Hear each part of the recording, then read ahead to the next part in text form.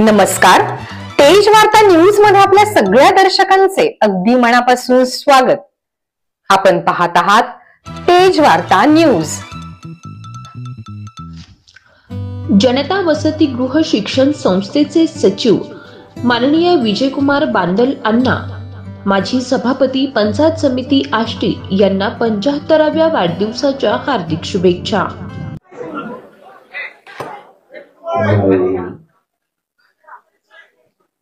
आपण तुमचं जे म्हणणं आहे आणि वकील बांधवांचं जे म्हणणं आहे काय बघा, न्यायालयाचं न्याय करते हे मी पहिल्यापासून सांगितलं. या दिवसातला या राज्यातला गरिबाचा शेवटचा आधार जो असेल सरकारने न्याय ऐकलं तर न्यायालयाचा न्याय करते. त्याचप्रमाणे न्यायालयाने आमच्याशी पण न्याय केला आहे. त्याबद्दल मी न्यायालयाचं माननीय न्यायालयाचं मनापासून भरभरून असं कौतुक करतो.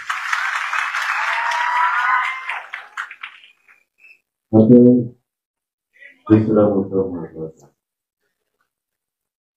मी जाहीरपणाने सांगतो आणि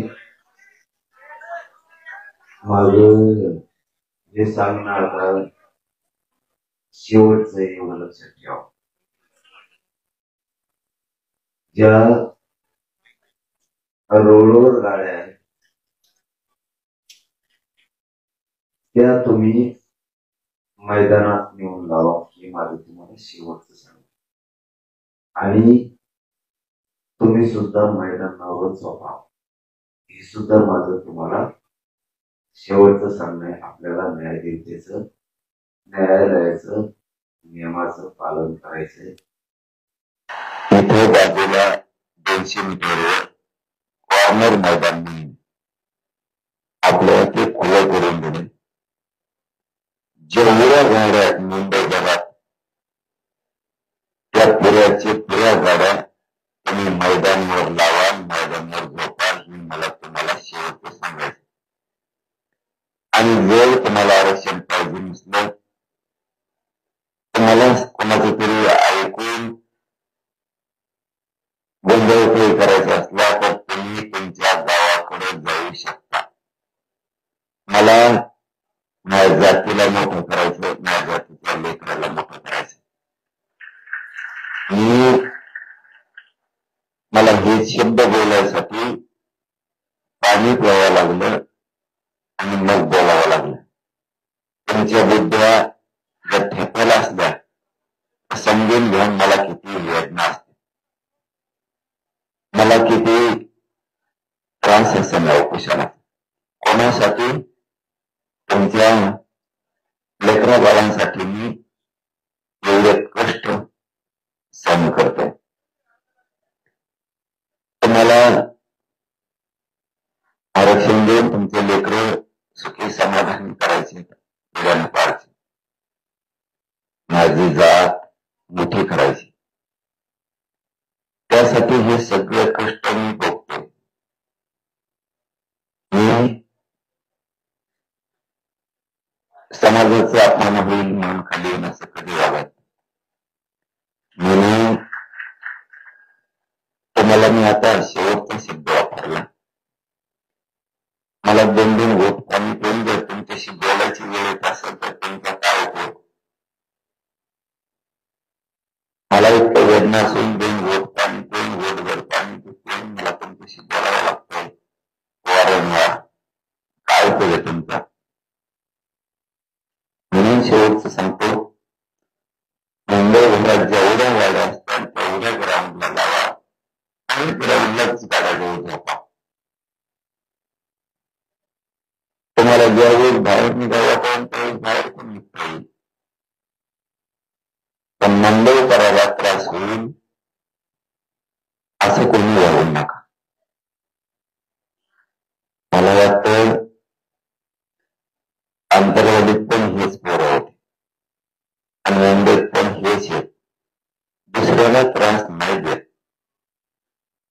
तितकाच नियोजन सुद्धा अंतर्गत होता, किंबहुना याच्यापेक्षा जास्त. कधी पत्रकारांचं कधी ऐकायला मिळालं की त्रास झाला, जिथेच नोकर ऐकायला येते त्याच्यामुळे आमचा संशय खूप डोळा होतोय. बरं, हेच ते पोरं अंतर्गत त्रास नाही दिला, त्याच्यातच काय देतील, हे काहीतरी षडयंत्र आहे. आमच्यात बसून आम्हाला बदनाम करायसाठी हे कोणीतरी करतोय. रोडवर कोण घ्यायचे, कोणीतरी राजकारणी माणसाने त्याला फुगवायचं किंवा एखाद्या समन्वयकाने फुगवायचं. उंदीर निशा कोणीतरी एवढं सांगतो वाटतं पोरायला की तुम्ही रोड आवाज लागतो, असं मला कळालं. बेटे तो 2-4 बारे झालेलं आहे, ते फक्त आंदोलनामुळे होत नाही. अंतरवल्ली पण हेच केलं होतं एकदा, उत्तर जिल्ह्यात पण हेच केलं, मुंबईत पण हेच केलं. तो मूक मोर्चाच्या टायमाला पण हेच केलं. तुला आम्ही चांगलं ओळखून, तुला आणखीन एकदा सांगतो, तू माया नादाला लागू नको. तुला मिळतो मी किती घंट्याचा आहे. मी जर मागं लागलो तर कुठं उपटितो तुला. अशी चाळे करू नको. तुला घरी झोप, कारण इथे माझ्या जातीच्या आयुष्याचा प्रश्न. माझी जात मला पुढे न्यायची आणि तुला नेत्याचं पायापासून सगळं टाकायचं. तुला अशी सवय पैशा पडो. तो कसा मोठा झालेला आहे, तो आधी किती भिकारी होता हे सगळं माहिती आम्हाला. आणि तुला चांगला माहिती मी किती विचित्र नमुना आहे. सावध भाई, माझे समाजाचं पोरा सांगणे, मी सांगितलं तेवढं करा. मला डबल बोलायला लावू नका. सगळ्यांनी ग्राउंडवर गाड्या घ्या, निवांत ग्राउंडवर घेता. उद्या जेवण असेल, अख्खे मुंबई जेवण इतकं जेवायला आम्हाला लागलेत माझे खेड्यातले गरीब मराठी तुमच्यासाठी. आपण आपल्याला त्रास देवर आपण कमी नाही. आपण एकट्या मराठीची 5 ते 6 राज्य एवढी ताकद आहे, एकट्या मराठीची. म्हणून आपल्याला तेवढा त्रास झाला तर लोक टेम्पोन ट्रक आणि कॅन्टर भरून भाकऱ्या टाकायला लागलेत मुंबईला.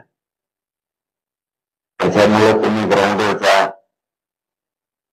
मला माहिती आहे तुम्हाला म्हणून एखादं तुम्ही तसं करत बसाल, पण न्यायालयाचं सर्व नियमाचं पालन करायचं हे समजून घ्या.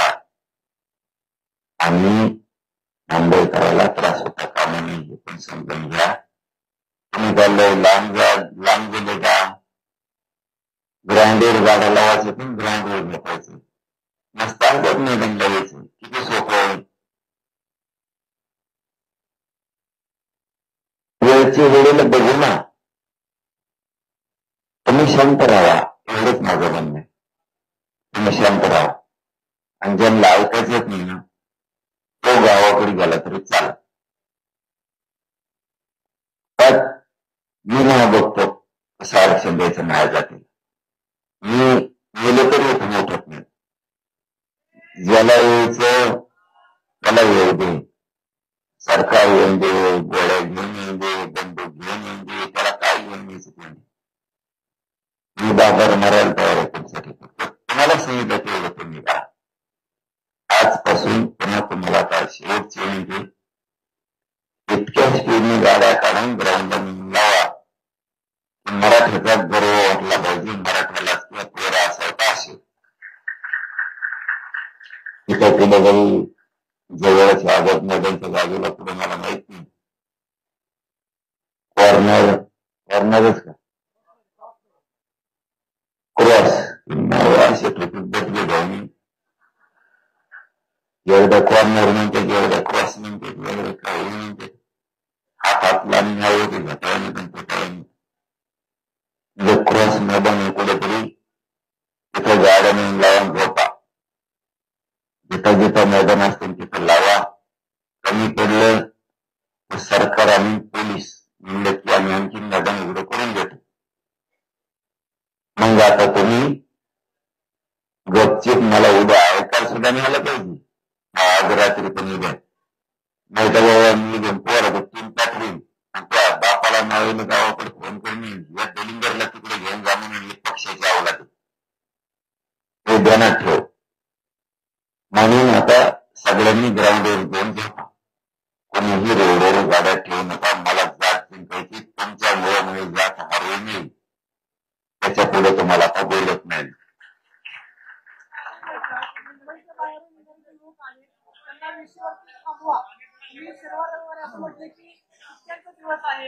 कोण म्हणलं?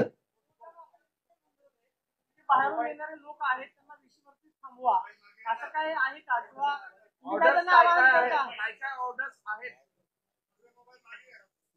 म्हणाला म्हणा ते गर्दी होते तर थांबवा त्यांना विषयवरती थांबवा. मी सांगितलं तुम्हाला न्याय देवतांनी तुम्हाला अंतराळ 10 दिवसापूर्वी सांगितलं. गरिबांचा आधार न्याय देवता. सरकारने न्याय नाही दिल्यावर न्याय देवता न्याय देते. कसं न्याय देवतांना न्याय देणार? न्याय देवतेचं बाहेर राहणार मुंबईच्या बाहेर गाड्या असं म्हणू शकत नाही का? तुम्ही या पण शांततेत गाड्या लावा. तुम्ही शांततेत तिथे बसा. हे न्याय देवता म्हणू शकतो.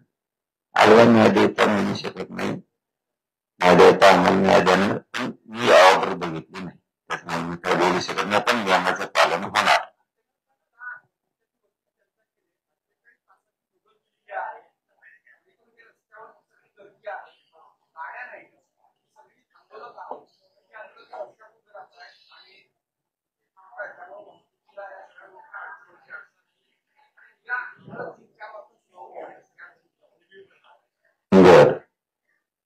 मला नाही माहित. मी आता ते पोरांना सांगण्यासाठी पाणी पिऊन उठलोय.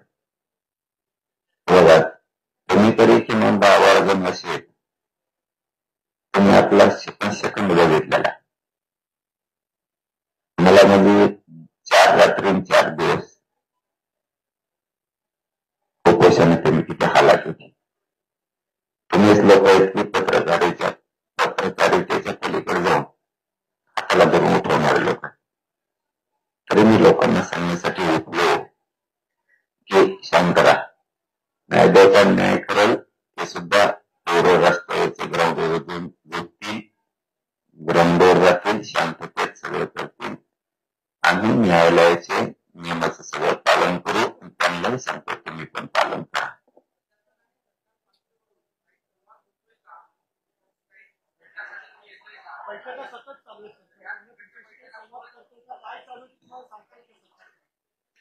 मी फक्त तुमच्याकडून ऐकतो. बैठका रात्रंदिवस सुरू आहेत म्हणून बघायला मिळत नाही, ऐकायला मिळत नाही, दिसत नाही. कशाच्या बैठका सरकारच्या चालू आहेत आम्हाला मिळत. सरकार मिळत नाही. त्यांच्याच बैठका सुरू असते. लगन घरी चालू असेल त्यांची दुसरी.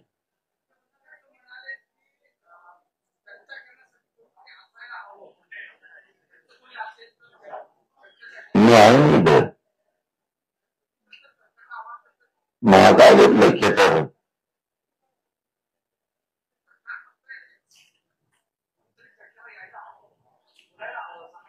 आणि तुमचे काय पाया मिळलं का? अशी कोणती पद्धती? आम्ही चर्चा लिहावं नामकं करावं. चर्चा खूप चालण्याच्या ठिकाणी कोणा तिकडे गेलं होतं पाहिजे. तुम्हाला याला काय झालं चर्चेला? तुम्ही चर्चा लिहा ना. बाकीचे मंत्री बाकीचे चर्चा करणारे 500-500 किलोमीटर होते. तुम्हाला इथे 100-150 मीटर येत आहेत नाही का? बाहेरनी बाजू नका करू. तुमच्या एका मस्तिखोर निर्णयामुळे पुढे काय होतं तुम्ही बघा. मग शांतता ही किती कठीण असू शकते. शांततेत लोकांचे घेतलेले बळी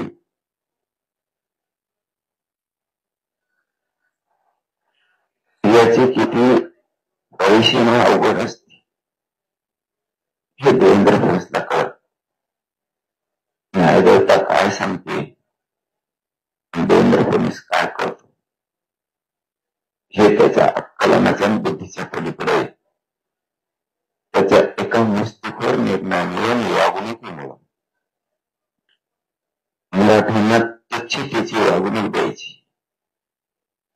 त्या वागणुकीमुळे ही शांतता एवढी विकोपाला जाऊ शकते की कधी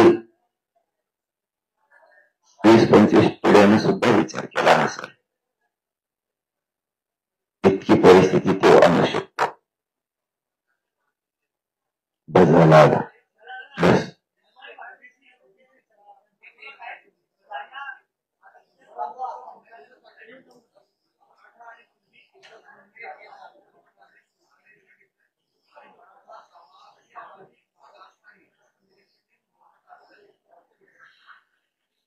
त्याला तर कोणी कमी वाल्याला कवा कोणी कमी.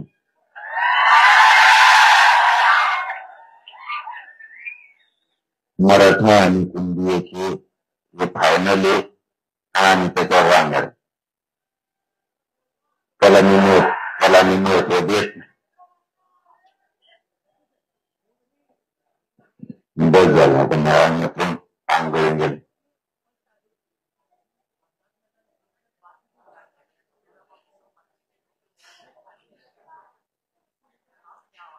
काय मग आता सांगितलं, अरे हिंदीचा दादा म्हणाले काय तुला काय सांगा, मायामुळे ते हिंदी. चालू घडामोडींचे अपडेट्स जाणून घेण्यासाठी आपल्या तेज वार्ता न्यूज चॅनलला सबस्क्राईब जरूर करा, लाईक करा, शेअर करा व कमेंट देखील करा. बेल आयकॉनवर प्रेस करा व नोटिफिकेशन्स मिळवा. पाहत रहा फक्त तेज वार्ता न्यूज.